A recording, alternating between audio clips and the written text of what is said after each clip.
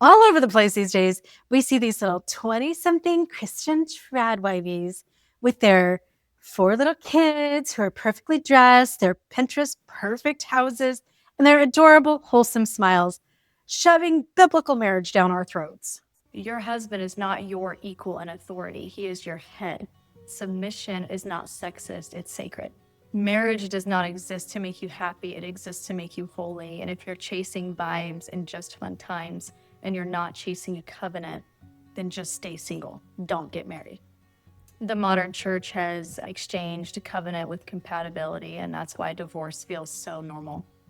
Stop emasculating your husband by trying so hard to be the breadwinner. If it's causing division between your marriage, it's not worth it.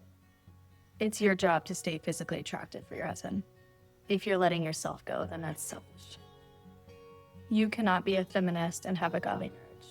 Those two cannot coexist. If your husband is always coming home to a dirty house, then you're just lazy. If you're only submitting to your husband when you agree with something, then you're not actually submitting. The devil doesn't need to destroy your marriage. He just needs to convince you that you're entitled to more than what God ordained. And as always, if feminism sees this life as being oppressed, then so help me God, let me stay oppressed. Bye. For my entire adult life, I was one of these little churchy trad wifeys, although I would have called myself a Mormon homemaker or a Mormon housewife. We didn't have this phrase, trad wife, back in the day. But anyway, I promoted this myself. And now I realize, well, let's just say not a really good idea. Didn't work out so great. Biblical marriage is a disaster. It is older than the Dark Ages. And we need to just throw it out altogether. But let's just pretend for a minute that we are going to embrace biblical marriage as a society. I think it's time that we embrace all of biblical marriage and don't just pick and choose like the Bible is some type of cafeteria, but let's do it all the way, baby. Let's start with stoning the bride who turns out not to be a virgin on her wedding night. And I have a bunch of other good ideas for you. Ready on the set? Let's try this again. I'm Jenna Gage, and this is Life Take 2.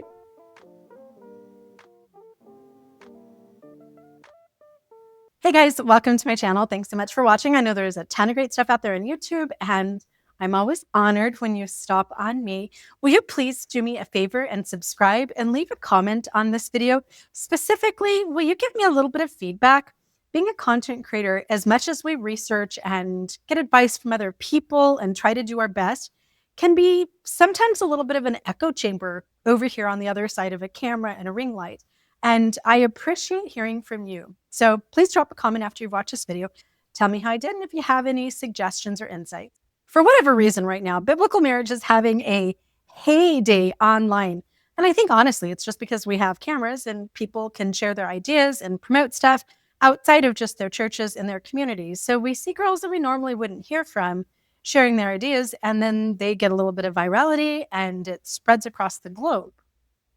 Like the Nealmans over at Ballerina Farm, Hannah would just be another meh little blondie living in Utah doing Mormon stuff like the rest of the Mormons, except that she has 10 million followers and a vast reach. So we're seeing a lot of this, and people are having more conversations than I've heard in my lifetime about biblical marriage. And there are a couple of things that these biblical marriage girlies tend to fixate on, like marriage is only supposed to be between a man and a woman, and specifically one man and one woman. The whole submit to your husband thing, I can't even count all the submissive wifey platforms, blogs, etc. And men going out into the world and working and women staying home.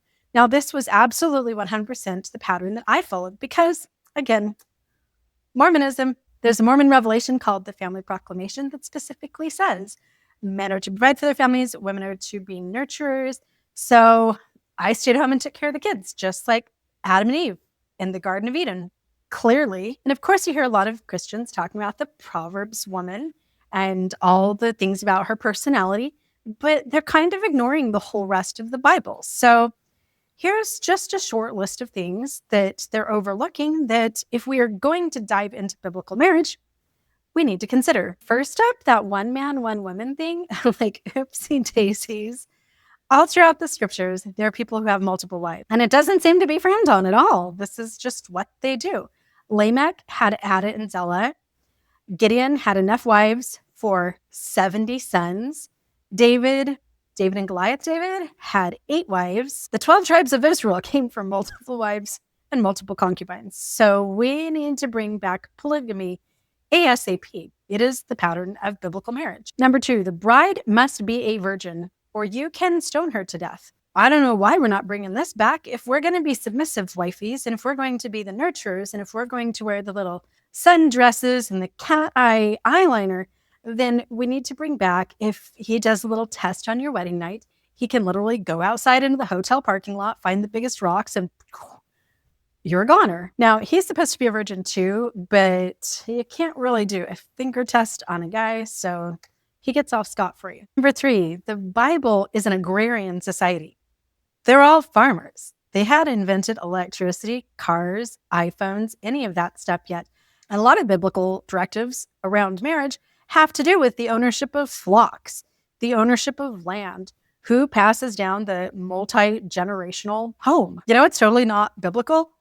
Anything in modern society, anything, all of it. It's not in the Bible at all. So I guess the homesteader girlies, like that's where it's at. They're actually literally being biblical, except husband and wife do need to work together, and all of the children need to stay on that farm, and the grandchildren and everybody for like thousands of years. Now, number 5 would be really hard for me because my partner, Kev, doesn't have a brother, but the Bible specifically outlines what's called levirate marriage in Deuteronomy 25:50, in case you want to go check this yourself. If a man dies, his wife is supposed to marry his brother. And then they're supposed to have a baby. And the baby isn't actually the brother's baby. The baby is the dead husband's baby. This levirate marriage is sanctioned by God and is talked about in the Bible multiple times. So then in my case, like if you have a partner that doesn't have a brother, then you're supposed to marry like the next closest relative. So I guess that if something happened to Kevin, I would have to literally drive to Idaho and marry one of his random cousins that I've never met. And I don't have a womb, so I wouldn't be able to have babies, but I don't know. Does that exempt me? Number 5, the pull-out method is evil, and we got to stop doing it. So I would love some of these little trad wife girlies to talk about, like, you can never do this because it's an abomination before God. And this comes from Genesis 38:9, where Onan is part of this levirate marriage with his dead brother's wife, Tamar.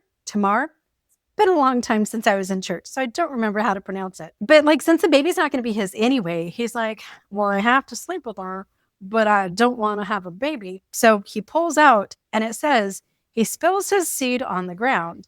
So what does God do? Strikes him dead, baby. That's biblical. Next up is slave marriages. In the Bible, if you marry a woman and she has a handmaid or some type of a servant, then that servant just automatically becomes your concubine. Like in the case of Jacob and Sariah, the whole 12 tribes come from the slave girls. And honestly, I feel like this is kind of a good idea because like the Bible knew that he's going to be sleeping with the nanny anyway. So let's just include that in there. Number 7, the Bible prohibits marrying foreigners. So you white girls, that takes all the Mexicans, Japanese people, somebody from England. Kevin's 2nd generation German. So is that an abomination? Who knows? Number 8, women captured in the spoils of wars are automatically yours. It's like there's no catch and release.